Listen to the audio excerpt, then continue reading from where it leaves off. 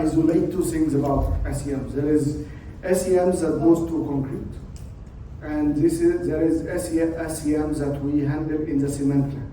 So my presentation and my focus is going to be SCMs that happen within the cement plant, regardless of what goes to concrete. So producing cement with lower clinker factor. That is the target of my presentation and the technologies that I look at. So first of all, SCMs, as we have seen in the previous presentation, has a major impact in decarbonization. We are talking about 25%, maybe 30% can be achieved on a decarbonization basis. That goes with usually cost reduction, because most probably SCMs are cheaper than clinker, generally speaking, which makes a green product coming from this type of decarbonization usually cheaper than a brown product or a gray product. So the green incentives is not a problem. One. Two, it's a CBAM and EPD compliance. It gets you below the bar with an easy step, and it's circular, and it's usually positive to the economics of the cement plant and the country as well. This is the pillars of SCMs, and this is why SCMs are important. Plus, there are two types of SCMs. There are SCMs that are within the cement standard, so they are usable today, implementable today. We do not need to debate cement or concrete standards or check their viability or their reliability going forward, because they are already part of, those are the slags, the fumes, and the pozzolans, and the limestones. Those are well known. And recently in Europe, the calcined clay, and in Ghana as well. So we have those are known SCMs. We have other SCMs that are viable, good, but they are still need the fight of the standard. Third point, which is a bit of an Egyptian point, we developers here mostly look at OPC. Generally speaking, the understanding of cement is OPC. Recently, there was due to the cement economics, there was understanding of CEM2, what we call pozzolan cement, without going into the details of this pozzolan cement and whether it's a cement or not. That's a different discussion. But at the end of the day, CEM1 is the leading type in Egypt, and this is a loss of around 25% carbon reduction and cost reduction that we can achieve easily if we only discussed enough with developers. Looking on our left side, Algeria, they don't have CEM1. There is no OPC cement in CEM1. And the same developers like Orascom that operate in Egypt operate in Algeria. Same, exactly the same engineers, the same specifiers that refuse CEM2 in Egypt work with CEM2B in Algeria normally. No problem, same people, building same buildings. And on our right hand side, in UAE and Saudi Arabia, again same developers that operate Amr and whoever, Futain, whoever that operate in Egypt, are again working normally with CEM2 pozzolana cement in Saudi Arabia, actually at a higher price compared to OPC. I was selling in Yambu Cement, CEM2 pozzolan, more expensive than CEM1. Same in UAE, they're working with CEM2 and CEM3 normally. Same, so it's a country-specific problem. It's not a concrete safety, it's not an understanding of standards, it's not anything. It's only a preference and a country trend, which is only solvable by proper communication. So this is a major blockade that will unlock automatically extra 15% addition of SCMs minimum. Before we go into any technology or any sophisticated solutions. So, cement in Egypt is one of the main GDP players. Our GDP currently is almost 30% related to construction. Different types of construction or related construction activities. So cement, not like the globe, our CO2 impact from cement is more than 10% in the global GHG impact of Egypt. So decarbonizing cement is important for Egypt to achieve its global targets. Plus, if this reduction happens on an economical reduction level, it's good for the country and it's good for the sector as well. So in Egypt, we look at industrial decarbonization. All the discussions we had over the past 2 days was discussing the financial discussion of decarbonization. This decarbonization requires investment. Decarbonization has an impact on the balance sheet. Decarbonization requires capex. We need incentives, blah, blah, blah. All of that is because our competitiveness of the market is low, because we are an oversupply, under-demand country, and prices are under pressures, and plants are not operating at 100% utilization. SCMs fix that immediately. It gives you competitiveness, it reduces the product cost, it enhances circularity, it adds up to your stock of clinkers that you can export. Immediately does all those four. Only blocked because of the market offtake is somehow fixed on OPC, which is a problem that we can solve easily if we talked sufficiently across the construction value chain. So, from a conjunction point of view, Egypt, as I'm saying, stands as a crossroad between decarbonization and competitiveness issue for the sector. This is solvable through SCMs. It adds to our NDC, which we are struggling to produce NDC 3 for the next COP. It adds at least 5% extra reduction on global CO2 of Egypt, just like that, on materials that we already have and technologies that are already available. Market access. We all depend on export. Most of the sector depends on export as a cash leverage in their operation. Consequently, it adds to CBAM and EPD competitiveness. Material security. It does not make any sense for a country like Egypt, with all its industrial diversity, to be importing GGBFS or fly ash from outside. First of all, it's a climate crime, as we have seen in the ecosystem presentations. Morning transportation adds almost equal CO2 to the clinker production.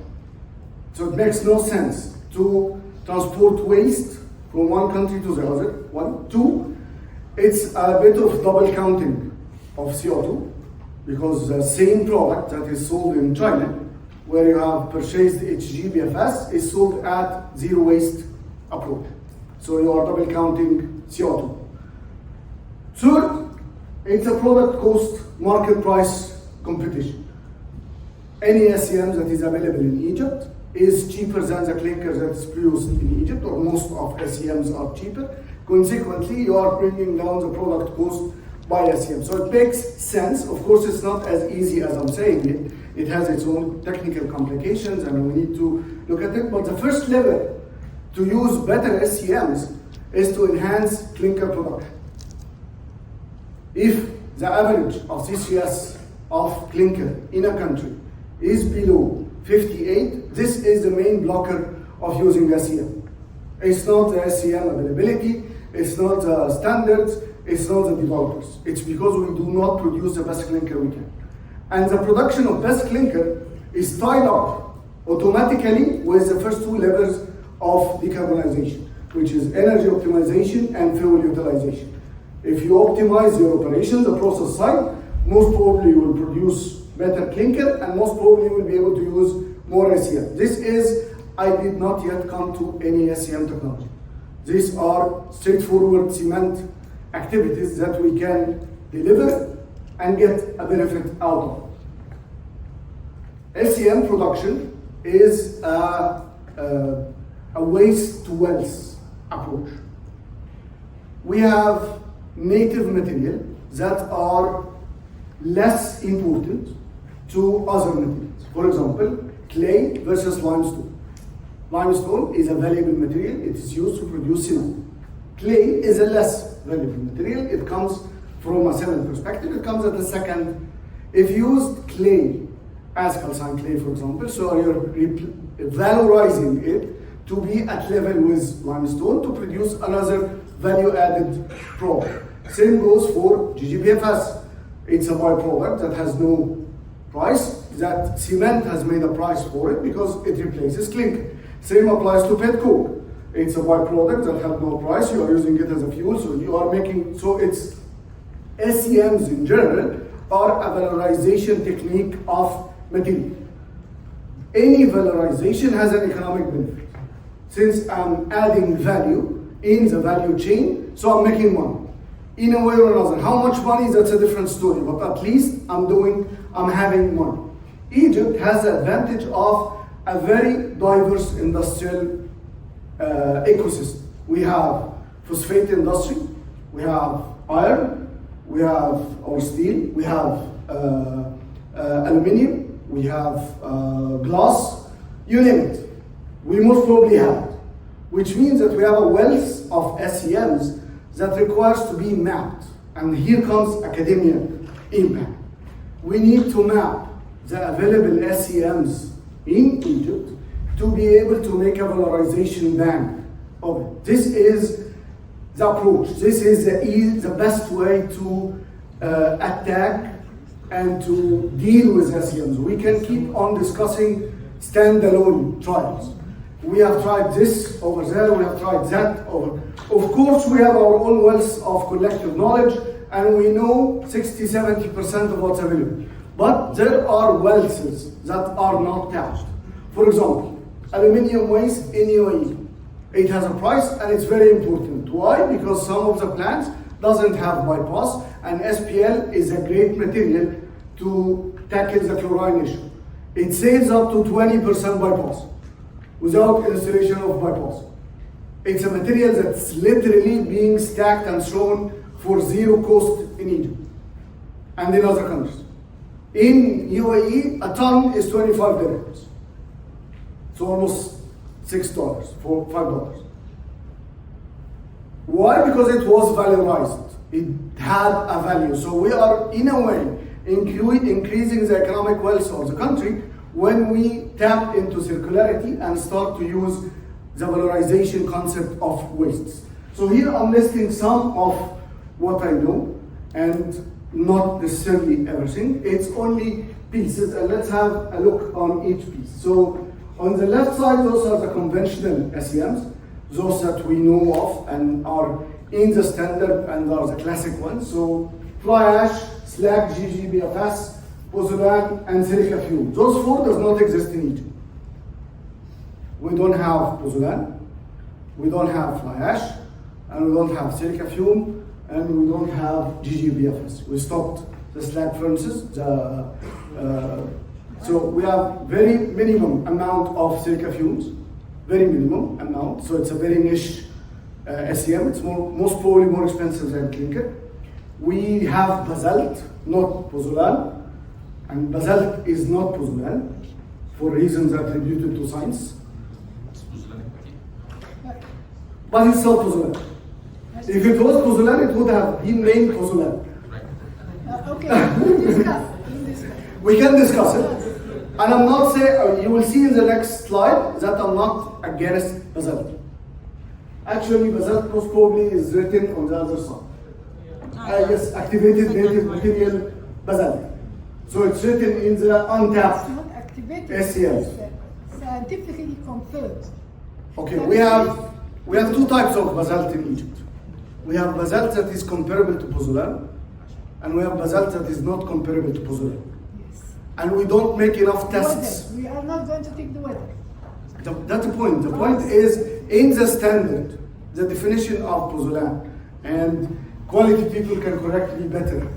And he is my reference in quality, so you can ask him after that. So, in the standard of cement, the definition of pozzolan is not the rock definition, it's the activation definition. So we do not make enough tests in Egypt to prove that the basalt We do it. Yeah, you do it, but I'm talking about cement plants. We do not do enough tests on our current basalt to prove that all our basalt is pozzolanic. We'll discuss.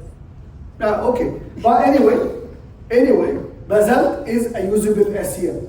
Whether the good basalt that you use or the non-good basalt that you don't use. Okay? Both basalts are great for usage. And not only basalt, and other native materials as well are highly usable as SCM if we did something to it. So, and I'll come to that something later. So, those are the conventional, most of them we don't have. The untapped, we have phosphogypsum from phosphate. We have red mud. We have acid activated clays. We have native material. We have activated industrial, we have industrial weights that we can activate. We have air-cooled slag, which is a gold mine on its own, which we don't tap, we tap very little bit.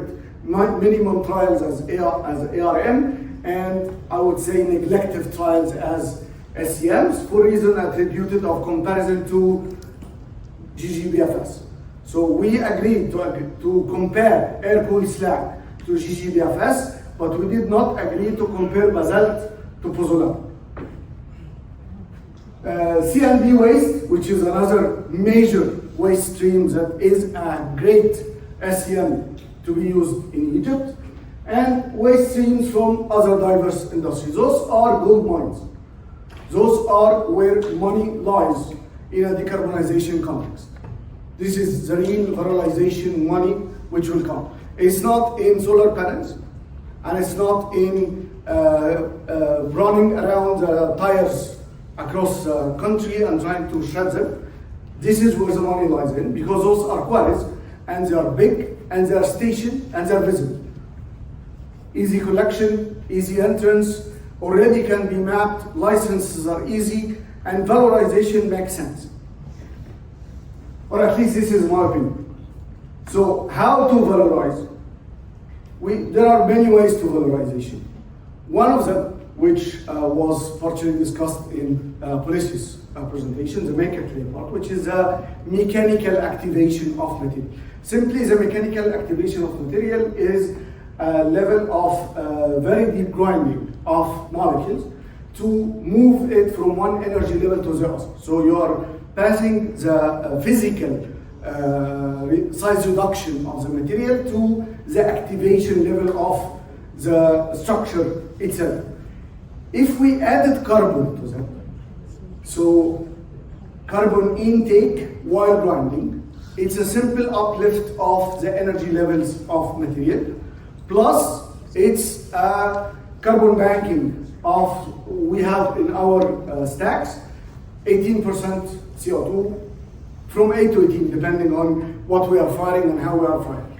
So this carbon can be directly in situ used while grinding some material to activate it. This is a proven patent. It's 100% tried, 100% known, done on many scales, and it does not involve the firing of the calcination in a calcined clay, and it does not require the major intensive grinding of baker clay. It's somewhere in between. It depends, of course, on the feedstock reactivity at the beginning. Not all feedstocks will give you the same. For example, glass. Waste glass, this was discussed in the morning presentation. Waste glass, there are types of waste glass that you can activate and get a good result of. And there are some types of waste glass that whatever you will do, you will never get it amorphous enough to be used as an SCM. So the feedstock, of course, and this is why the earlier slide was about mapping, because you need to know the feedstocks available to be able to define the technology required.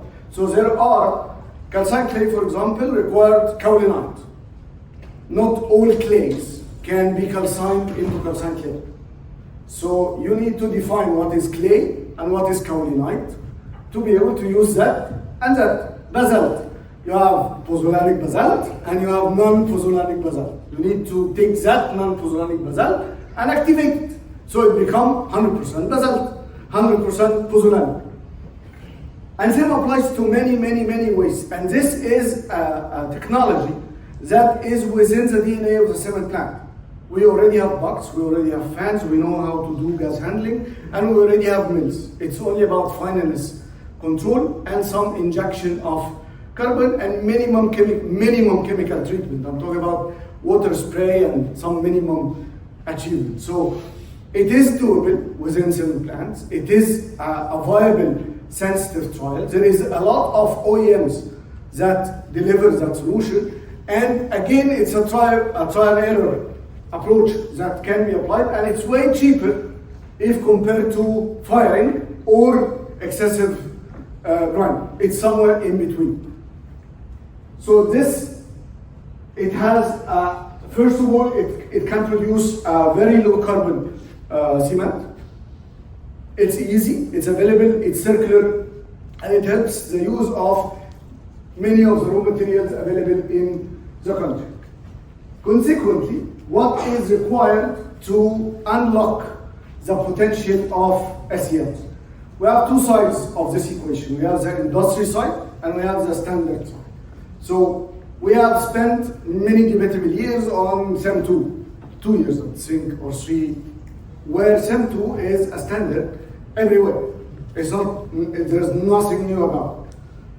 So we as an industry need to push for developers, which we were talking about yesterday, the green procurement approach. If you want green material, then green is defined on abnormal legacy material. You cannot have green cement and expect me to produce it the same way that it was produced yesterday. If you want it greener, I need to do something new. So you need, as a developer, to accept something new. So this side, which is talking about policy, finance, and market access, we need to push for a national strategy for first green procurement, which will automatically deliver the mapping of SCM, the valorization concept, and we have a lot of waste streams that can be valorized. On the other side, after the mapping piece, we need to start a circular industry partnership. One example of a lost opportunity on that was in Saudi Arabia, for example. They left Riyadh Cement. Okay. Was in Saudi Arabia, for example.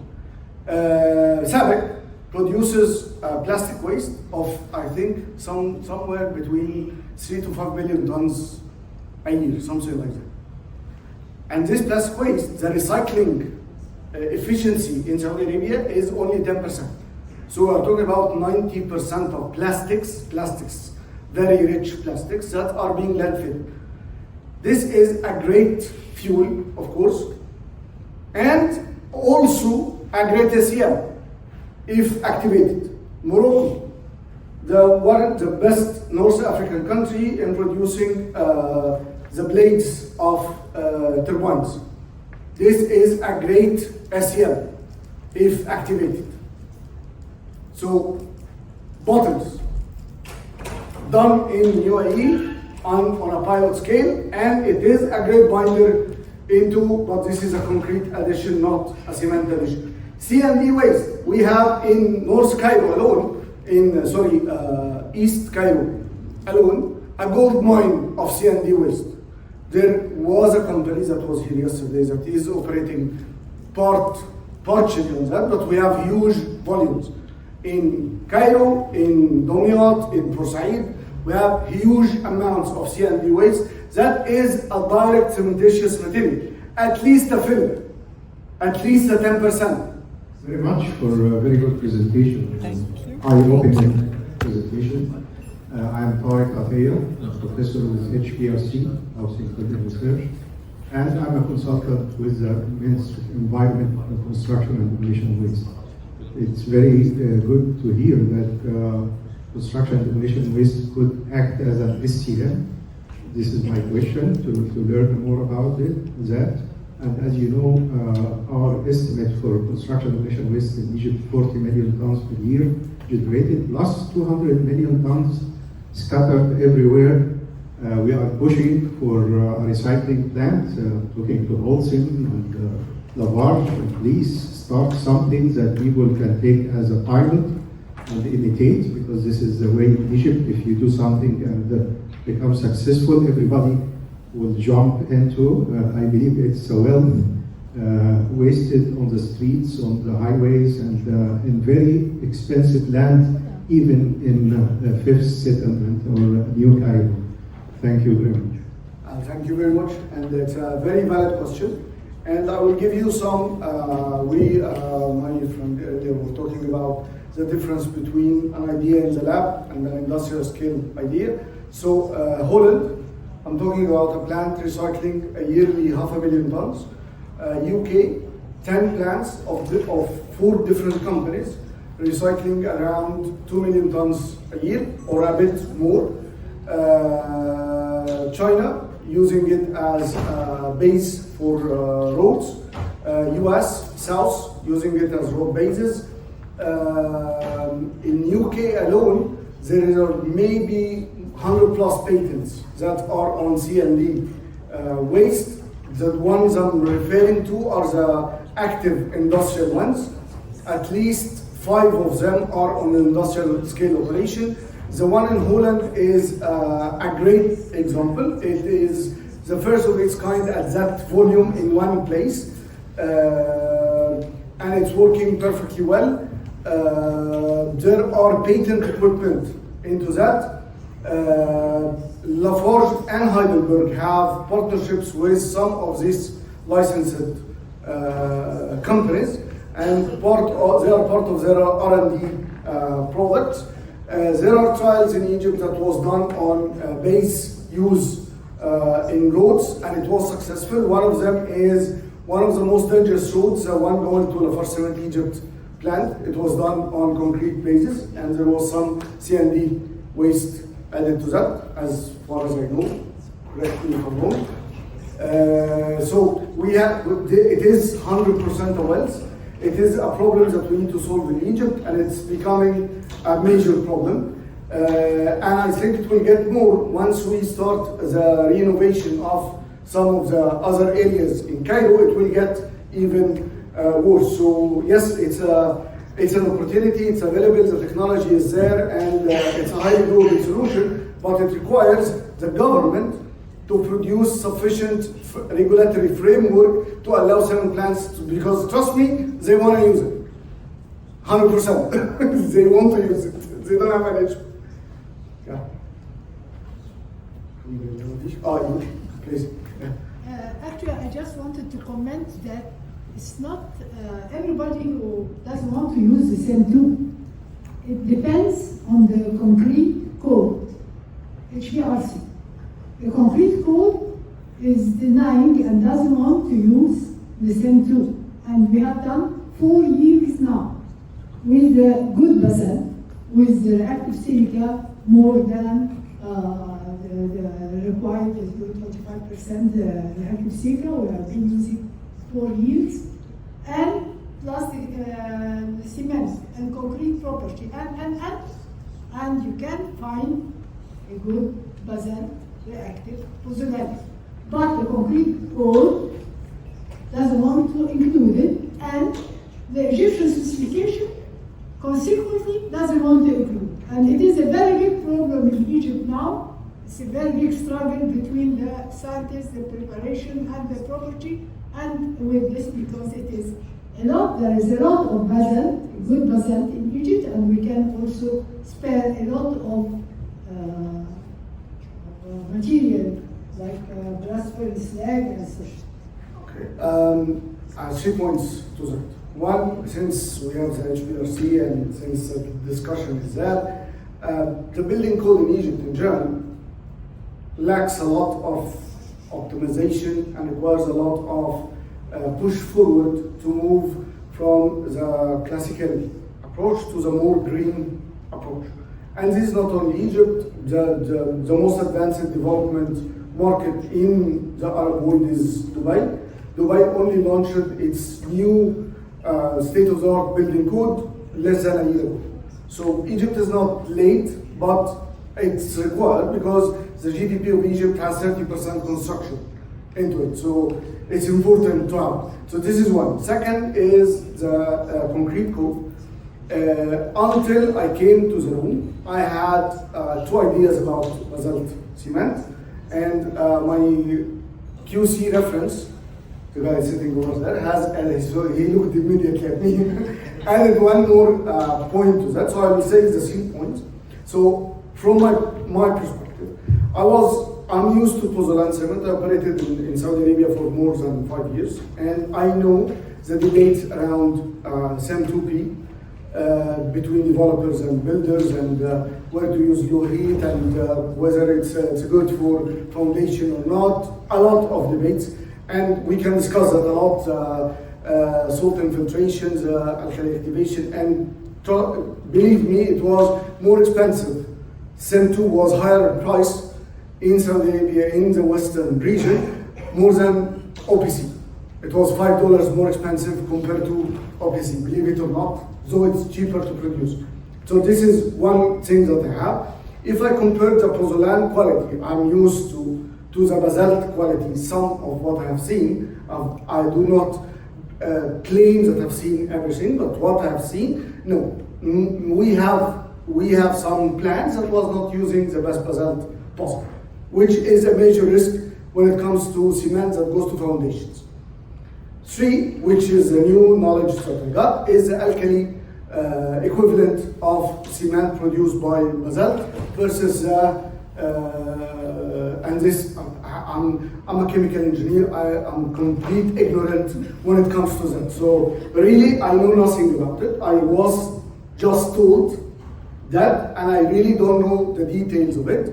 I can understand the chemistry of it, but I cannot claim that I understand the details of concrete into it. I don't know. So those are, once it's a science. I will tell you a short piece of answer. I don't know if I will have the time to do that, but the UK Congress for Architects and the cement industry does a congress on a yearly basis.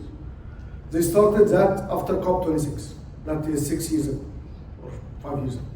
I attended one 2 years ago, and you cannot imagine the knowledge gap on products between the Congress of Construction, the architects and the developers part, and the cement.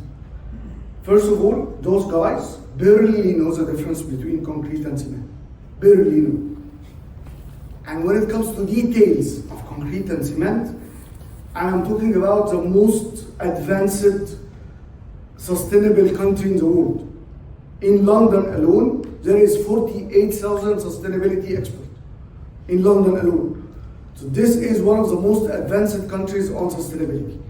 In that Congress, there was a gap of knowledge. So it's a shame that we don't have the knowledge, or we do not share it sufficiently. This is a problem everywhere.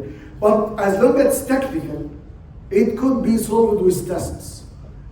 But only if we have a national plan to solve it. It either comes from regulation and in business. And SCM is the only place where regulation, marriage to business is highly efficiently feasible.